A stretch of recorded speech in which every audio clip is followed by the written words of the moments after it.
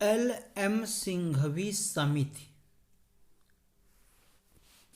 1986 में राजीव गांधी सरकार ने लोकतंत्र व विकास के लिए पंचायती राज संस्थाओं का पुनरुद्धार पर एक अवधारणा पत्र तैयार करने के लिए एक समिति का गठन एल.एम. सिंघवी की अध्यक्षता में किया। इसने निम्न सिफारिशें दी। पंचायती राज संस्थाओं को संवैधानिक रूप से मान्यता देने और उनके संरक्षण की आवश्यकता है। इस कार्य के लिए भारत के संविधान में एक नया अध्याय जोड़ा जाए।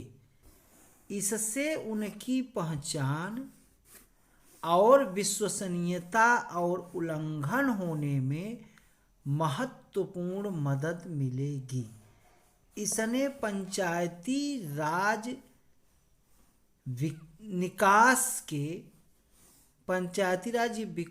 विकास के नियमित, स्वतंत्र एवं निष्पक्ष चुनाव कराने के संवैधानिक उपबंध की सलाह भी दी। गांव के समूह के लिए न्याय पंचायतों की स्थापना की जाए। ग्राम पंचायतों को ज़्यादा व्यवहारिक बनाने के लिए गांव का पुनर्गठन किया जाना चाहिए। इसने ग्राम सभा की महत्ता पर जोर दिया तथा इसे प्रत्यक्ष लोकतंत्र की मूर्ति बताया।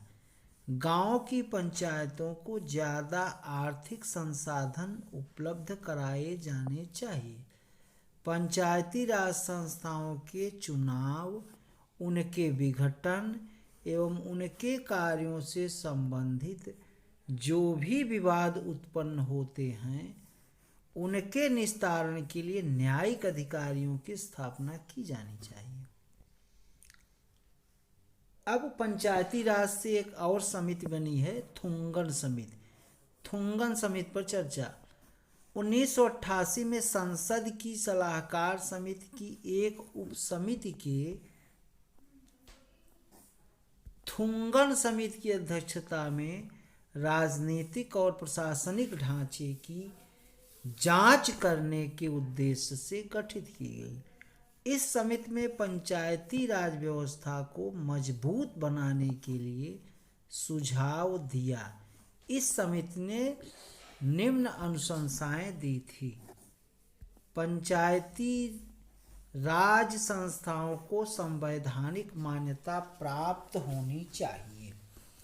गांव, प्रखंड तथा जिला स्तरों पर त्रिस्तरीय पंचायती राज होना चाहिए। जिला परिषद को पंचायती राज व्यवस्था की दूरी होना चाहिए। इससे जिले में योजना निर्माण एवं विकास की एजेंसी के रूप में कार्य करना चाहिए। पंचायती राज संस्थाओं का 5 वर्ष का निश्चित कार्यकाल होना चाहिए। एक संस्था के सुपर सत्र की अधिकतम अवधि 6 माह होनी चाहिए। राज्य स्तर पर योजना मंत्री की अध्यक्षता में एक योजना निर्माण तथा समन्वय समिति गठित होनी चाहिए। पंचायती राज पर केंद्रित विषयों की एक विस्तृत सूची तैयार करनी चाहिए तथा उसे संविधान में समाहित करना चाहिए। पंचायती राज के 3 स्तरों पर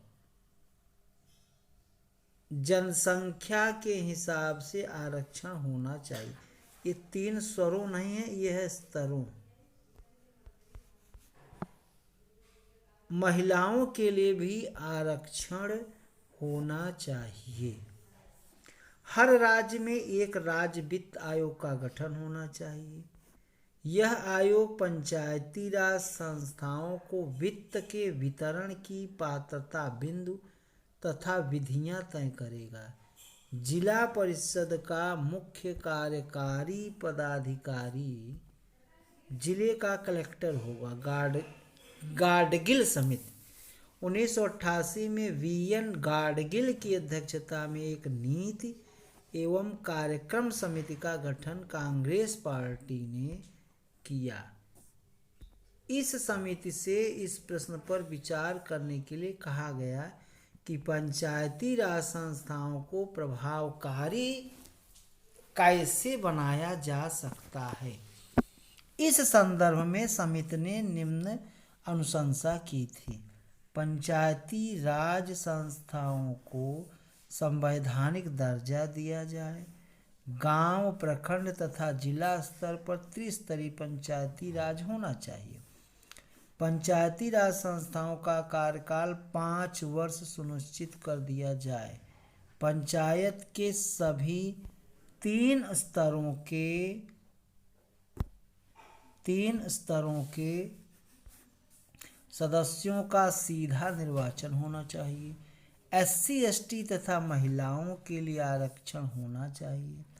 पंचायती राज संस्थाओं की यह जिम्मेदारी होगी कि वे पंचायत क्षेत्र के सामाजिक आर्थिक विकास के लिए योजना बनाएंगे तथा उन्हें कार्यान्वित करेंगे।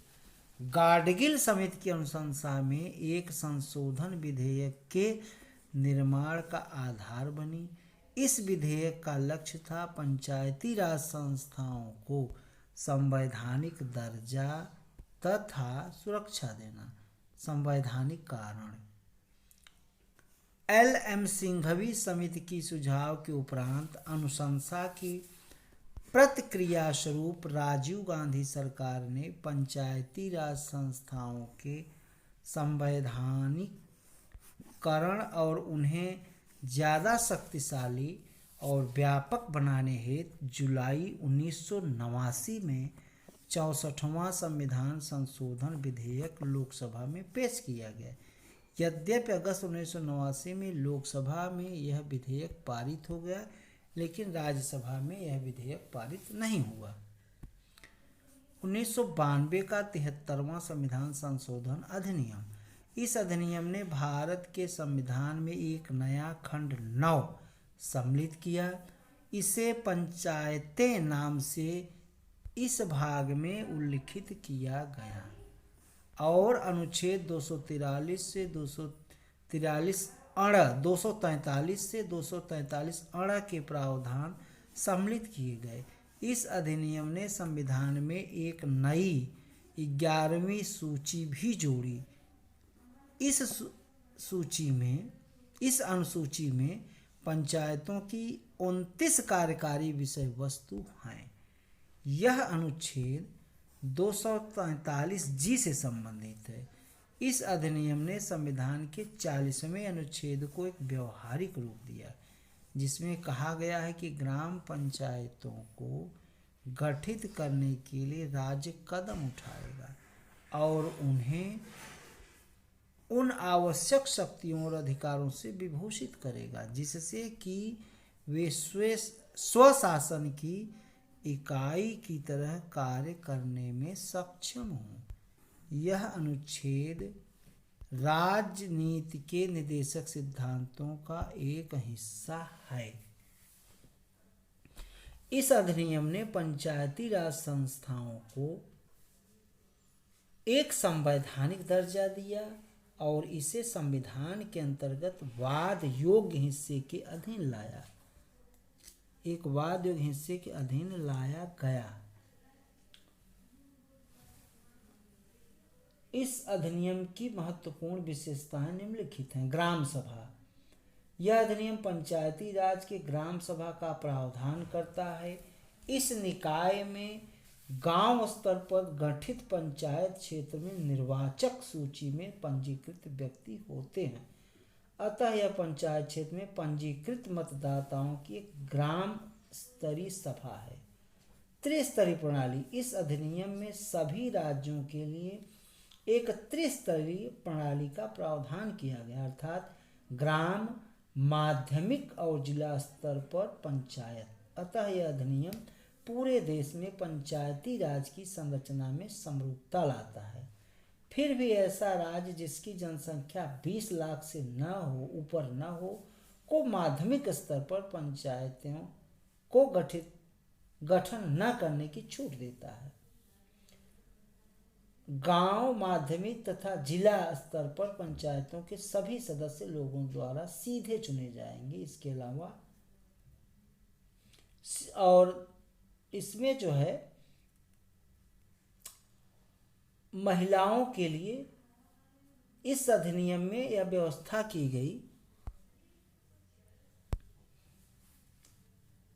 कि आरक्षण के मसले पर महिलाओं के लिए उपबंध कुल सीटों की संख्या, इसमें वह संख्या भी शामिल जिसके तहत SC ST की महिलाओं को आरक्षण दिया गया, 1/3 से कम न हो।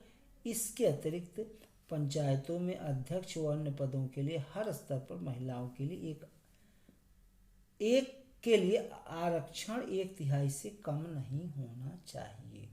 5 वर्ष का कार्यकाल भी रखा गया। आज यहीं पर वीडियो को समाप्त करता हूँ। वीडियो को लाइक एवं शेयर अवश्य करें और आप लोग अपने कंपटीशन में सक्सेस हों। जय हिंद, जय भारत।